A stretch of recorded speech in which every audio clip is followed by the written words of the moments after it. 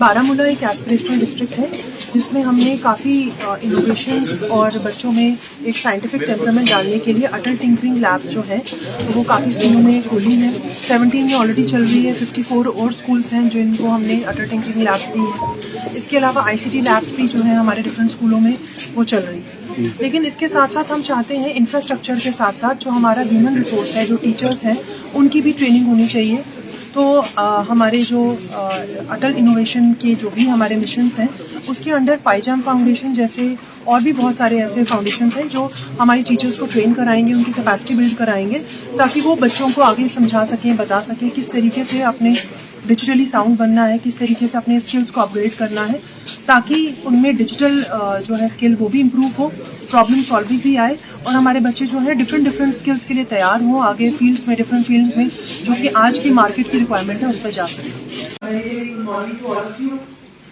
आज आपने जो ये इनिशिएटिव लिया है पाईजाम फाउंडेशन ने, उनको मैं मुबारकबाद देना चाहती हूँ कि ये जो हमारी ऑलरेडी एक एस्पिरेशनल डिस्ट्रिक्ट है जिसको हम इंस्पिरेशनल डिस्ट्रिक्ट बनाना चाहते हैं। हमारे बहुत से ऐसे हमने इनिशिएटिव्स लिए हुए हैं जिसमें हम अपने डिस्ट्रिक्ट के काफी स्कूल्स जो है उनको हम डिजिटली एम्पावर कर रहे हैं और जब हम स्कूल्स को एम्पावर करेंगे इसका मतलब हमारे जो बच्चे हैं बारामूला के वो डिजिटली एम्पावर होंगे। और जैसे अभी जो डायरेक्टर प्लानिंग ने भी बताया कि जब तक आप समय के साथ, वक्त के साथ नहीं चलेंगे तो वक्त एक ऐसी चीज है जो आपको पीछे मतलब ऐसी जगहों पे आप कभी भी नहीं पहुंच सकते जब तक आप अपने आप को टाइम के साथ नहीं चलाएंगे। और आज के टाइम में स्किल्स जो है उनसे अपडेटेड रहना, नए स्किल सीखना इज द ओनली क्राइटेरिया। आप अगर किसी भी जॉब मार्केट में जाते हैं तो पहली चीज वो यही देखते हैं कि आपके क्या स्किल्स हैं और क्या आप टाइम के साथ अपने स्किल्स अपग्रेड करते हैं कि नहीं।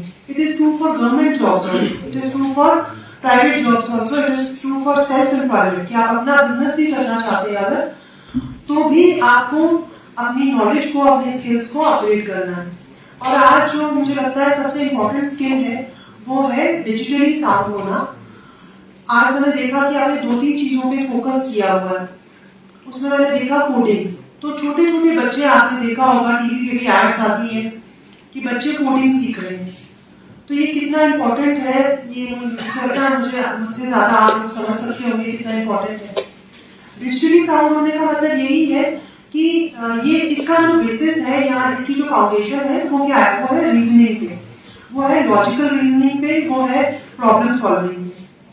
और मैं हमेशा ये समझती हूँ, मेरी ये बड़ा स्ट्रॉन्ग फेथ है कि जब तक आप प्रॉब्लम सॉल्विंग मोड में नहीं होंगे तब तक आप कुछ भी जिंदगी में अच्छा अचीव नहीं कर सकते। क्योंकि जिंदगी का मतलब ही है प्रॉब्लम्स। हर दिन एक नई प्रॉब्लम होगी। आप कितनी भी प्रॉब्लम सॉल्व कर लें और कितना भी आप अचीव कर लें, फिर भी लाइफ इज सच कि आपको नई प्रॉब्लम्स जो है वो देगा। और जब हम बच्चों को डिजिटली इक्विप करना चाहते हैं इसका मतलब ही ये है कि एक बहुत इंपॉर्टेंट चीज होती है कि बच्चे आजकल जो पढ़ाई में जो इश्यूज फेस करते हैं, फॉर एग्जाम्पल मैं अपने स्टूडेंट लाइफ की बात बताऊं तो बहुत सी चीजें ऐसी थी जो हमें इमेजिन करनी पड़ती थी। मतलब आई एम MBBS स्टूडेंट, तो मैं जब एनाटॉमी पढ़ती थी तो हम इमेजिन करते थे यहाँ से ये नर्व जाती है, फिर यहाँ ये मसल होता होगा। मतलब इट वॉज वेरी डिफिकल्ट। आप हर चीज डिसेक्शन से नहीं कर सकते। लेकिन आज मैं देखती हूँ इतनी ईजी हो गई, मतलब मेडिसिन पढ़ना इतना ईजी हो गया है कि आर्टिफिशियली आपको दिखाया जाता है कि इस मसल के पीछे ये स्ट्रक्चर है, ये बोन है, इस पे ये इंसर्शंस होती हैं। सिमिलरली मैथमेटिक्स के लिए मतलब हमें कुछ इक्वेशंस ऐसी होती थी जो मतलब ऑलमोस्ट रट्टा ही लगा पड़ता था कि ये ऐसे करना है। इवन फिजिक्स में हमें प्रॉब्लम होती थी बिकॉज बहुत सी ऐसी चीजें होती थी जहां पर हमें लगता था नहीं इसका कोई लॉजिक नहीं है। लेकिन आज मतलब साइंस इतनी इवॉल्व हो गई है, हर चीज का लॉजिक है, हर चीज में लॉजिक है। और आप अगर लॉजिक समझोगे तो आपको कभी भी मेहनत करने की, मतलब मेहनत इन द सेंस कि आपको कभी भी अपना आपको टैक्स करने की और किसी चीज को लर्न, जिसको कहते हैं लर्न करने की जरूरत नहीं पड़ेगी टू अंडरस्टैंड द लॉजिक। तो मुझे लगता है कि ये डिजिटली अपने आप को इक्विप करना, उससे आपके जो न्यूरोनल सिस्टम है, जो आपका थिंकिंग पैटर्न है वो चेंज हो जाता है। क्योंकि आप उसमें एक रीजन ढूंढते हो। ये हम जैसे मैंने बच्चे को वहां देखा बुमाई में ही, उसने बनाया हुआ था एक नया प्रोजेक्ट जिसमें टर्न्स जब हम करते हैं तो टर्न पे उसको सिग्नल आ जाएगा गाड़ी को कि आगे से दूसरी गाड़ी आ रही है, तो हम किस तरीके से, आई थिंक बच्चा बैठा आप है, तो वेरी नाइस। तो आई वाज सो इंस्पायर्ड, मैं बोलती हूँ कि इतने छोटे बच्चे, बिकॉज मैं तो पढ़ती थी एज अ मेडिकल स्टूडेंट कि 6 साल तक की उम्र के आपके 90% न्यूरॉन्स डेवलप हो जाते हैं। मतलब 6 साल का बच्चा इतना इंटेलिजेंट होता है कि उसको आप 6 या 7 लैंग्वेजेस भी सिखाओ तो वो सीख सकता है।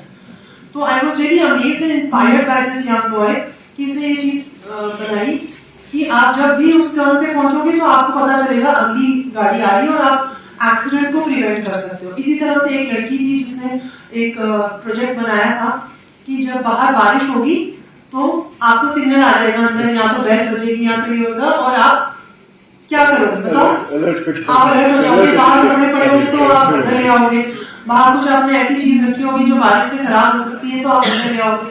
तो I was really really inspired by those young people. सोने के लिए तो एक का मॉडल था कि जब आप ड्राइव कर रहे तो ऐसी ग्लासेस होंगी जिससे आपको अगर नींद आएगी तो उसमें कोई ऐसी सिस्टम, बजर सिस्टम होगा कि आप फिर से अवेयर हो जाएंगे and you will prevent accident.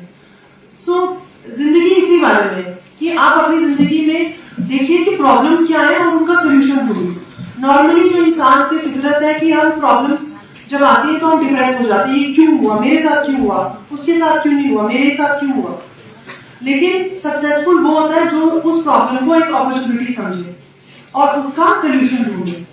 हम भी अपनी इस इनोवेशन से या इनोवेटिव माइंडसेट से, और मुझे लगता है नीति आयोग की इस पहल से जो आप एस्पिरेशनल डिस्ट्रिक्ट है और हमें हमारे साथ पहचान भी जुड़ गई है, तो मुझे लगता है कि इससे हम एक साइंटिफिक टेम्परामेंट जो है, एक प्रॉब्लम सॉल्विंग टेम्परामेंट हम बच्चों में डालना चाहते हैं ताकि वो अपनी जिंदगी में आने वाले परेशानियों से डिप्रेस ना हो और ऐसा सोल्यूशन निकाले कि जिससे बाकी लोग इंस्पायर हो।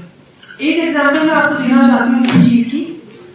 एक आदमी था, उसके मैंने भी ये कहानी सुनी है, अच्छी फैमिली से, बहुत रिच फैमिली से, बिजनेस फैमिली से था, लेकिन वो अपने फादर का बिजनेस नहीं करना चाहता था। तो फादर ने कहा कि तुम्हारे पास तो अच्छा है, हमें इतनी करोड़ों की इनकम आती है हर साल, हमारा एनुअल टर्नओवर इतना है, तो तुम क्या करना चाहते हो? बोलते हैं कि मैं ये नहीं करना चाहता, I just want to travel the country and I want to find कि लोगों को क्या प्रॉब्लम्स है और मैं उन प्रॉब्लम्स का सोल्यूशन ढूंढना चाहता हूँ।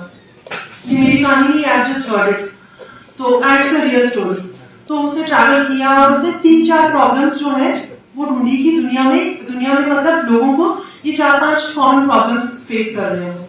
उनमें से एक था, बड़ी छोटी सी चीज है, क्रैब हील्स। क्रैब हील्स क्या होते हैं? फटी हुई एड़ियां।